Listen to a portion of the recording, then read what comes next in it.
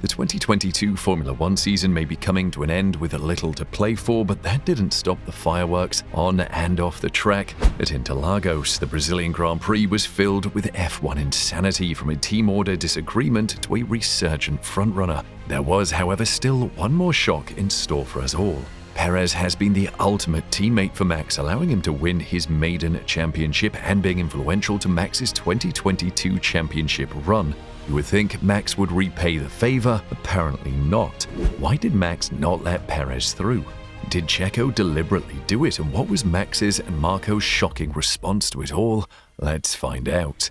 As you know by now, sports drama is not rare, and this race was no exception when Max Verstappen retaliated against his Formula One teammate Sergio Peres by denying a Red Bull order to allow him through. Though the stakes were nothing near as high as the multi-21 squabble between Sebastian Vettel and Mark Webber in 2013, there were echoes of that infamous event when Verstappen disobeyed Red Bull's directive. Unlike Vettel, this was not to win a Grand Prix, but it was another case of Red Bull's top driver going wild. While Red Bull claimed the constructors' title in the United States, there is still something up for grabs to complete the perfect season. However, Perez is racing Ferrari's Charles Leclerc for second in the championship, and Red Bull has never had a 1-2 finish in the drivers' standings. Perez began the Brazilian GP 5 points ahead of Leclerc and beat him in Saturday's sprint race, but his little advantage was about to be wiped out by a difficult race on Sunday. Moreover, Sergio Checo Perez has proved that he is an asset to the team for quite several reasons. Sergio Perez has been absolutely outstanding throughout the 2022 season. The fact that he's now third in the Drivers' Championship with a win in Monaco under his belt, and that he's been talked about in terms of this title competition, is absolutely wonderful for the Mexican driver. Nobody would have expected him to be in the running. He's been really crushing it so far, and his qualifying pace has been significantly faster. On top of that, Christian Horner, the team's principal, was straightforward about Sergio Perez's job on the team. He serves at the pleasure of the team, whatever Max Verstappen requires. Horner took part in a lengthy Q&A with the Cambridge Union, where he was asked how he manages Formula One's strange dynamic, in which teammates are also rivals, but one is frequently required to sacrifice himself to aid the other.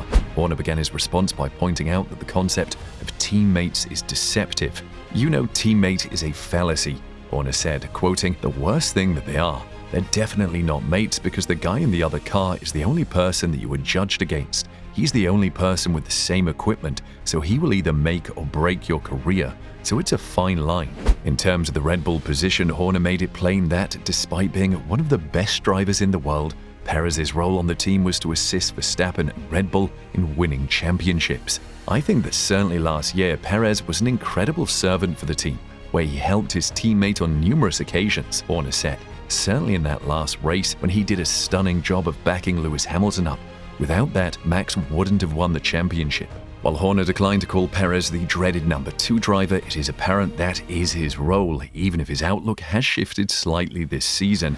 Now, that's something he was heavily chastised for throughout last season. This year has brought him a lot closer to Max Verstappen. In reality, in terms of colleagues, he has the third best record on the grid in terms of consistency and outcomes, as well as the fact that he's been dragging Red Bull up in the Drivers' and Constructors' Championships. He's just been so consistent throughout the season, finishing in the top 4 in every single race, which is pretty impressive and important for the team. But back to the issue with Max. Ex-F1 racer Karen Chandhok believes Max Verstappen made a short-sighted decision by not helping Sergio Perez in the race. The plan was for him to attack first Fernando Alonso and then Charles Leclerc ahead and steal valuable points from the Ferrari driver, who is Perez's challenger for P2 in the Drivers' Championship, with Verstappen running away with the World Championship. The catch was that if Verstappen couldn't beat Alonso, he had to give the spot back to Perez.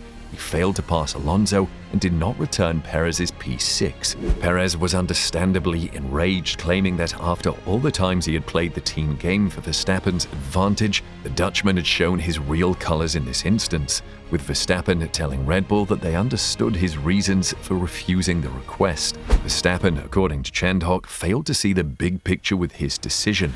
"Honestly, I don't understand it, because he's won the World Championship. I think it's a little bit short-sighted as well, because, you know, he might need Checo's help next year in the World Championship battle," Chandhok told Sky Sports F1. "He needed him last year in Abu Dhabi. He needed him at other times this year, so for me, that's a little bit of a short-sighted decision. I go back to someone like Ayrton Senna.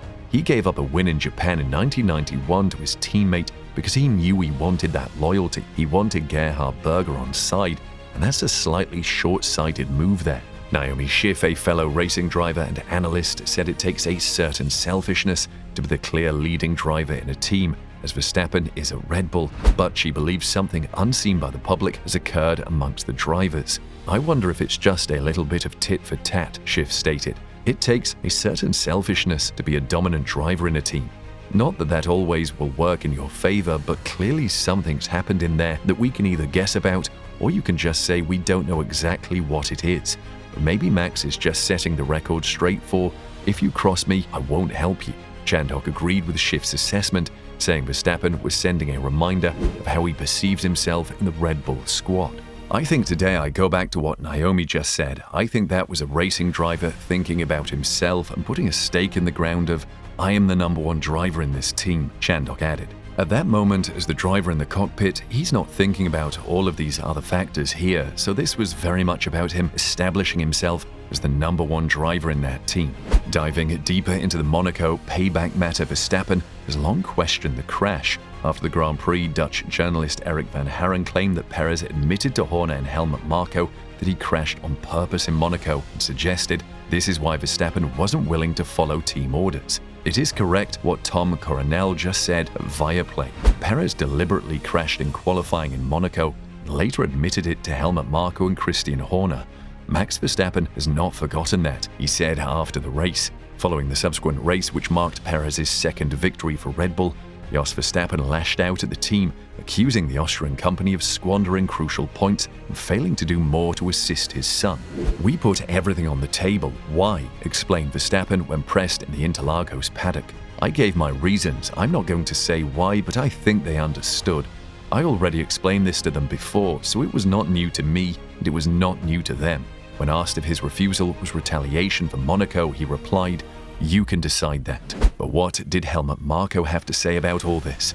After the race, Marko explained why they started Verstappen on medium tyres. The 79-year-old added that they would like the Dutch driver to use an extra set of new soft tyres for Sunday's main race. This is why they compromised the F1 sprint, knowing that starting on the yellow striped tyres would be difficult. In regards to the race, Marko believes that Max was right and that Perez was not near enough to Verstappen for them to switch places. On the other hand, Verstappen stated that if they decided to alter positions between the two Red Bull drivers, he would not fight them and would also like to think that this is the reason why. Using his social media platforms, Sergio Peres has spoken about the incident. What a day yesterday was. A short podium, despite a lack of pace, was turned on its head by a safety car. Now we focus fully on Abu Dhabi. I spoke with Max and the team yesterday, and that will stay behind closed doors. This stays in the past, and we will continue to work hard like the great team we have been until now.